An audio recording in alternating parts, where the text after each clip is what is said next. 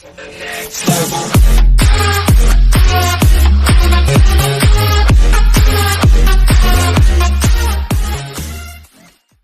money in your 401k and IRA accounts doesn't belong entirely to you.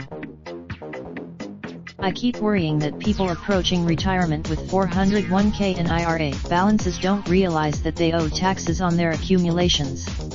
I am sympathetic. Of course, we have all benefited throughout the years by not having to pay taxes on contributions paid into our traditional 401k plans and IRA accounts and on the investment returns on those contributions. Deferring taxes, for some, the tax bill will be quite high, as shown in the table below.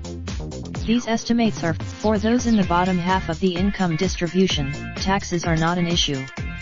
These households, the point of this discussion is not to suggest that we need to reduce the progressivity in our personal income tax structure, but merely to remind all of us who think about the adequacy of retirement savings that we need to pay the piper when we start drawing on our sources of retirement income.